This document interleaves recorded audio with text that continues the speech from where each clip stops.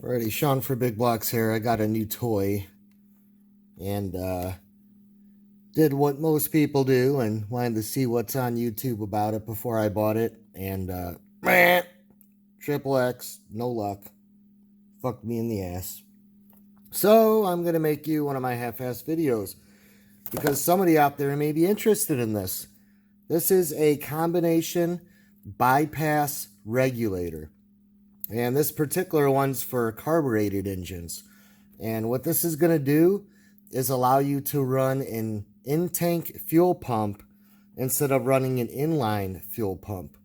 And what's nice about that is the in-tanks stay cooler.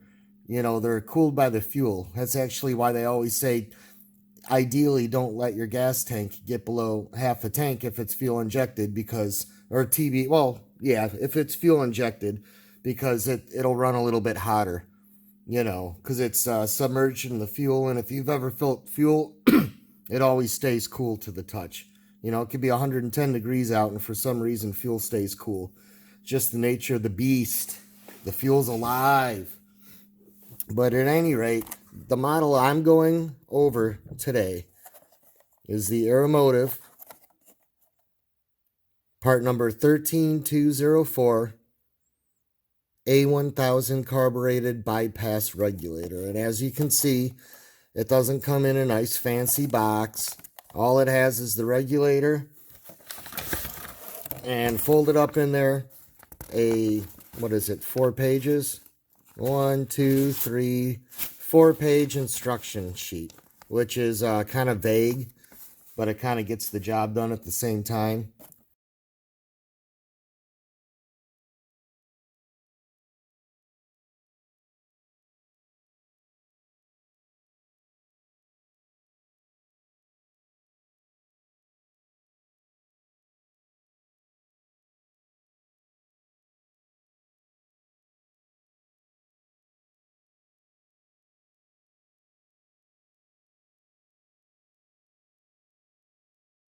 You can kind of interpolate the rest of it.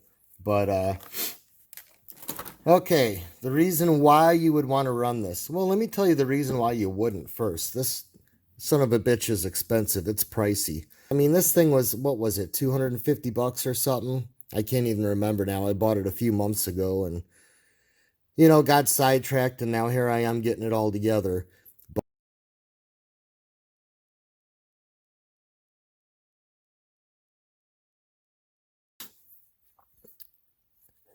Here's basically how this one's going to work, okay? When you get it, you're not going to have any of these fittings on there. I went ahead and already hand assembled it so I could kind of show you, let you get a feel for it. But this is going to be where you adjust it.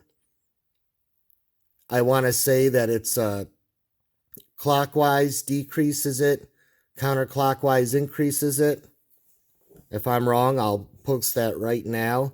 But you basically just loosen the stop nut, and then you got that set screw, and you're going to want to turn that set screw. I'm actually not going to turn mine yet because I'm kind of curious where it's set from the factory.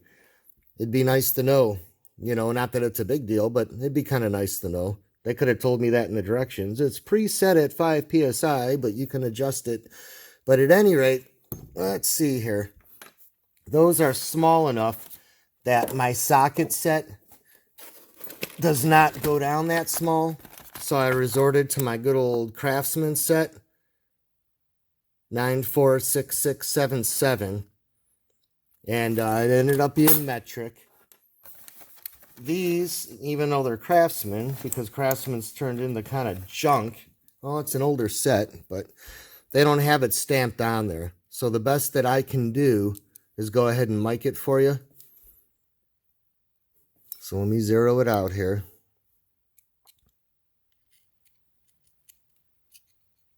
And I'm working around my camera, so sorry if I'm a little bit slow. It says 3.2. Kind of bouncing from 3.21. It's about 3.21. And I could be a little off on how I'm holding it. But all I have is a 3 and a 3.5. So I'm pretty sure this is my 3. So you got 3 millimeters on your set screw, grub screw, whatever you want to call it. I go with set screw. I mean, it's not grubby. It's going to get grubby, but it's not grubby yet. Now this right here, that's your boost reference port, which is kind of a nice feature. So if you're running a power additive, like say a turbo, it needs to know to increase fuel when the the boost is on, so you can plumb that in with your turbo system and have that reference port. Now the directions say to leave it opened even if you're not using it. I guess I'll try that. Where I'm at, we got these certain wasps that like to find every hole on your vehicle and pack them with dirt. They call them dirt dongers around here. So I may have to rig some type of like vacuum cap that's got a little screen in there, but that'll be to be continued. It says leave it open, so I'll leave it open. Let me actually put it up right up and down. I got to run mine sideways because I don't have a lot of space. It's kind of a weird orientation how they do it. You know, in a lot of these pieces, I mean, I got it about as short as I can go on everything. I mean, not that I got huge hands, but you can see this takes up a little bit of space. So you have your inlet, which is going to be on the top. And that's a 10 AN. Because these are AN fittings, okay? Your outlet going back is 8 AN. And then you got 6 on your carb feed, and they actually give you 2. So if you're running a double pumper and you don't want to use a Y pipe, you can go ahead. You can see I got mine capped off because I'm running a Verijet currently, but you can go ahead and cap that off.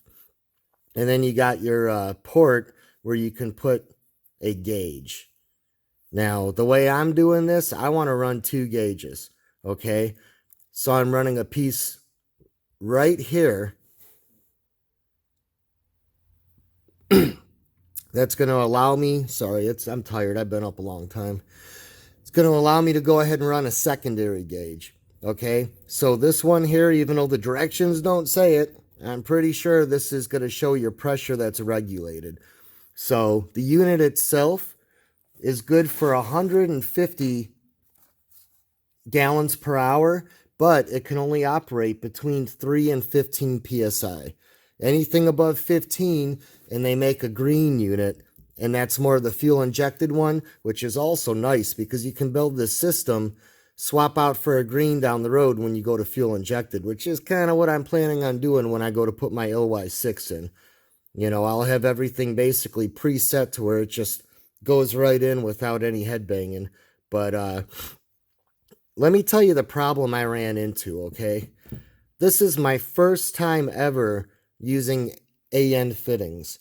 AN stands for Army Navy. It kind of originated with them. And, you know, they're high performance. They're pricey. Even the fittings are pricey. It's bad enough that you got to spend $1 gazillion on the regulator. Then you got to spend $1 billion on the fittings. But, oh, let me see, where did I put that? Okay, when I bought this off Jegs, which is where I got it, all Jegs tells you, you know, is, you know, feed 10 AN, outlet or bypass 8 AN, and then, you know, the carb feeds 6 AN. So I'm like, oh, okay, and that's what I bought. As you can see here, I got this 6 AN fitting, right? And if I was to take one of these out,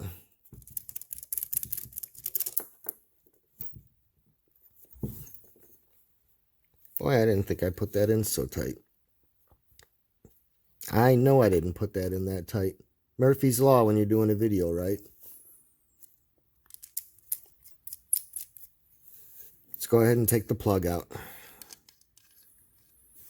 I first got it together, and I basically wanted to adapt. I'm going to run really high quality fuel line. I'll put a picture of that in now. And it's going to be fuel injected line. And even though I'm not running fuel injection, I always run that hose now because it's just super fucking durable. You know, I mean, the stuff lasts a hell of a lot longer. You use regular hose, and every couple years you're replacing it.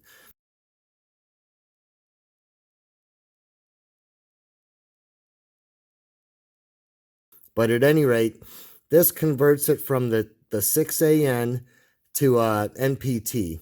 Okay. And then I had some other adapters I had bought to basically get myself a 3/8 or a 5/16, you know, or whatever size I wanted to go to reduce it to my fuel line. Well, this doesn't work because after I read the instructions, I find out that all these ports have to be what's referred to as a port fitting. Okay? Now, it didn't say port fitting, but if it did say port fitting, being ignorant to a lot of the AN stuff that I've never played with before, I look at that as a port. You know, this is an outlet port. This is an inlet port. This is a bypass outlet. This is an outlet. No, when they say port, what they mean, see how that's got an O-ring? It's actually got 3 names. They call it and this one's, you know, a 6. It's a 6AN port fitting, a 6AN gasket fitting, or a 6AN cutoff fitting, all 3 of which are interchanged when you're reading the directions. But this one needs the gasket, okay? I never would have dreamt they would have done that, because when you deal with the other fitting, which is more the standard type fitting, you see how it's got that flare built into it there? That taper? Which is, by the way, different than if you try to run like, you know, brake line flare or regular fuel line flare. I don't know, what those may be like 45, and this is something goofy like 39 or 38.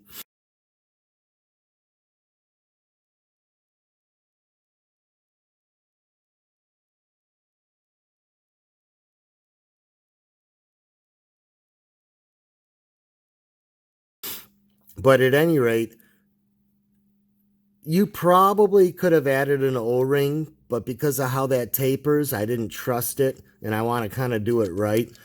Or I probably could have Tefloned it, but, you know, AN stuff's made to be non-Teflonable. But basically, I wasted money on those fittings. And it's part my fault for not knowing more about the stuff. And I say more Jeg's fault because Jegs will not tell you that it needs to be port. You know, once you've done it, yeah, you kind of know this stuff. But every fitting on here needs to be port. You know, now you can get it where it's port 6AN to hose 6AN. I don't know if I said that, but if it's got the taper, they call that an AN hose fitting. I don't want to run AN hoses. You know, they're good, don't get me wrong, but they're just really good high quality hose, kind of like what I'm using, which I better back up and say, I run the fuel injection and I run the ethanol friendly. You know, actually the stuff I run's pretty much all fuel friendly.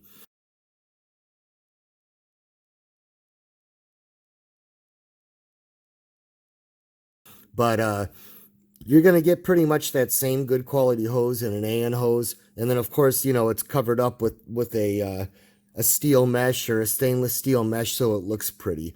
I don't want to spend that kind of money right now. I just want to get it running. Plus, it's a lot cheaper to use the regular hose. Plus, I don't have a mesh covering it up, so if it starts oozing out or leaking, I can see it. I can inspect it a lot easier. So, I lost a lot of money in fittings, especially since the first fittings that I bought were Aeromotive. And the nice thing about the Aeromotives, they actually tell you, I wrote it down here, they're 6061 T6 aircraft A1 aluminum. Or you can buy the stainless steel fittings. It seemed like they were pretty similar in price. And they're anodized type 2. I don't know specifics about anodized type 1 versus type 2. To me, anodized, but I guess it's a little bit tougher, which is a good thing because, you know, you don't want anything to bond. Like, for example, this is all aluminum, not counting the fittings and the mounting bracket. It's all aluminum. So if you didn't have it coated, or if the coated wore down and you put a stainless steel fitting in there and the fitting's not coated, or the corrode, you know, it's worn down, you could have the dissimilar metal bonding where it pretty much cold welds itself together. And you don't want to have something that's this expensive that, you're probably going to leave for years without ripping it apart, and then go to rip it apart one day and have soft aluminum threads rip out. The cast iron steel, you can kind of fuck with shit when it fuses together, torch it up, whatever. But aluminum, really, you know how the aluminum threads are. Never over tighten it, never cross thread it, because you're going to screw it up. But you can actually see in there. Well, we don't have very good light, but you could see where it would not have had this tapered side anyways. So we will use their O-ring fittings, which is the name I'm going to stick with, because it just makes more sense to call it an O-ring fitting. The way I look at it, it's an O-ring fitting that I put into the port. So it's a port fitting regardless of what I use, but oh well, it's AN, Army Navy. If anyone's been military, you know they do things goofy. So, I've already taken 23 minutes of your time. You're welcome to fast forward. I just want this to be comprehensive. What else I would say that I'm not happy about? This piece of shit little stamped steel. You would think they could have made that aluminum too, or at least made it stainless steel. But it's not. It's cheap. And for the amount that you spend on this, I mean, they give you nice stainless steel Allen heads, which, by the way, when you go to mount that, again, my socket set doesn't go down that far. Oh, I got the wrong one here. Yeah, so you try to have yourself all prepped for a video and then you screw up, right? Is this really not? No, it fits. I'm just working behind the camera. Let's see what size that is.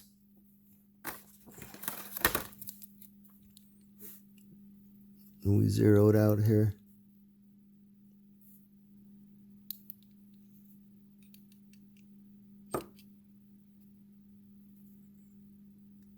About 4.15, 4.16. Well, you could see it's moving around because I'm on a bad angle. 4.1-ish. So it's a 4. It's a 4 millimeter. I don't believe the text tells you that. Not that it needs to, but it's nice. You can have everything pulled out ahead of time. But that's what'll take care of those screws right there, okay? Now, when we get into the gauges, I want to explain this to you. For now, I'm going budget, and I'm just reusing the gauge, and they're all pretty much 1/4 MPT. You would have thought something like this would have jumped up to 3/8 or something, or 5/16, but it didn't. But the reason I put this 45-degree union on here. Now, I could have put it straight on here, but the way I'm mounting this in my truck, it's going to sit like this, because I do not have the room to do it like that. Plus, I'm going to have stuff going in directions I don't want to. And this is just the best setup for me. And I can really quickly, with the hood open, see this gauge. And then I'll have the side one when I order it. This came with that plug right there. Which, by the way, that plug, which, I pulled out of this, that is a 3/16.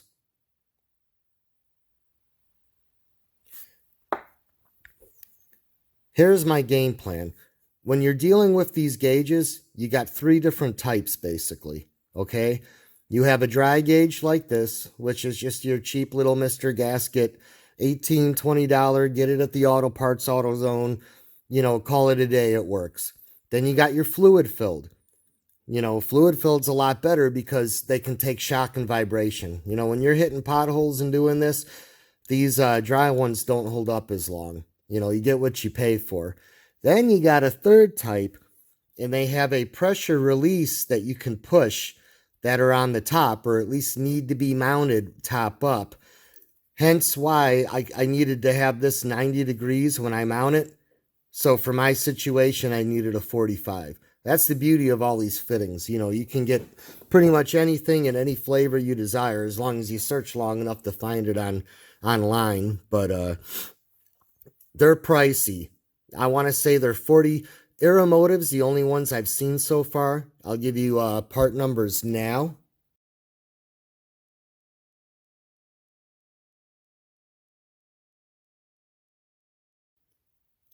And they're pricey. I think they were like $45 a piece, so it's going to be $90 just for me to get the right gauges on there. I got tax season coming up pretty quick here, and I'll go ahead and do that upgrade, and I'm all set to go ahead and swap them out. But the way I like to do these gauges, I'm going to run at probably 5 psi on my Varijet. So rather than logically do it like that, I turn it so that my 5 is at the 12 o'clock position. Then when it's in my car and I look at it, my gauge should be directly up to 12 o'clock if my fuel pressure is right. You know what I'm saying?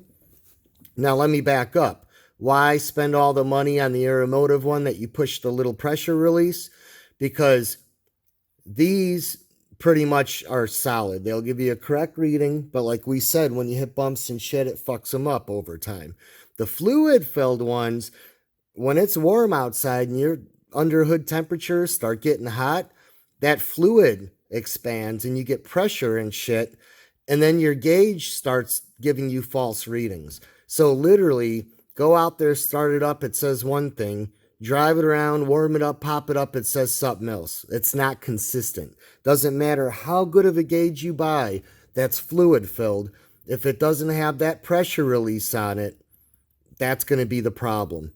So maybe I'll do a video when I get those. I mean, it's kind of self-explanatory. I wish I had them now, but sorry, I don't. By the time I bought the money on this and all these fittings, I mean, you're going to see. Actually, you know what? Instead of doing it all like I said I was going to do, let me go ahead and do it now. I'll show you mine. It'll kind of give you an idea. I'm sticking with 3/8. I originally had 5/16 as my carb fitting, but I decided to upgrade that to 3/8 just to keep it all the same fuel hose. Plus then, you know, I always carry 5 feet of emergency hose, cheap hose that gets me out of a bind at 3 in the morning if I need to. And I only got to carry one size. So, port plug, feed the carburetor, feed in from the fuel pump, and then bypass back to the fuel tank. Okay, so we got those. Let me make sure I covered everything I wanted to cover on here. I pretty much did. This was a pricey fitting, by the way. You just saw the price on it when I put it. But it's kind of nice. It keeps everything a little bit smaller or shorter. You know, you don't want to have to add any more space than you want to. What I do want to add, nowhere in the instructions does it say that it's got to be mounted upright. And you could see, I could mount it upright and it would just fit. It would just fit. But I just don't know if I want to do that, you know. I don't know. I'll have to think about it. I think I'm just going to put it on my fender. I kind of like that. It's a little easier to get. That's another thing. Even the way they do that bottom part, if I wanted to mount it sideways, that's another reason. I forgot all about that. Look how much of a pain in the ass it would be to get to those bottom Allen heads if I don't get it high enough to really, you know, so that's a pain in the ass. I wish they gave more flexibility on that mount. Or, you know, you could always be creative and fabricate your own mount. You know, it's such a piece of shit mount. It would almost be nice if you got a nice setup. I mean, I just got a daily driver here. If you got a pretty engine compartment, go ahead and maybe fab something up. You know, do what works for you. Oh, that's what I'll go over. You know how we were talking about how cheap they were putting it in this? They can't even give you a box. They don't even give you mounting hardware for the 2 mount points. So, again, I go to the hardware store. I live in the country, and they're always out of everything. But this is pretty much what I came up with. I got stainless steel fittings. I got stainless steel fittings because it's going to pop out in my wheel well. And even though I'm not in the salt belt, I mean, it's going to corrode if I, use something cheap. But, yeah, and of course I got to get, packets because they only come in. Well, no, I got 2 different sizes. That's right. Just in case if I had to play with it. But, I went with metric 5-80 times 16. And metric 5-8 times 12. And they're the shorter ones. They should work fine. I just didn't want to be getting all into it. For $2, I mean, these are like $2 a piece. I figured I'd go ahead and get the longer ones if the fender's thicker than what I estimated. Then I'm going to run the all Hillman, by the way, but you can see that. I'm going to run a lock nut washer so it doesn't vibrate out.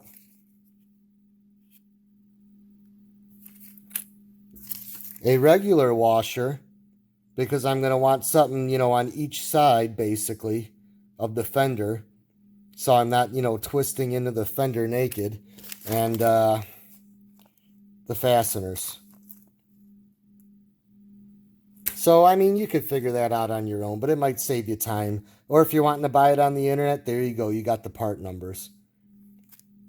So, hopefully I showed you everything right. You can Google these and see them, and maybe you're somewhere where you can't get stainless steel at the hardware store, so you at least got part numbers. Or you'll figure out something better and maybe something cheaper. I just want to get it together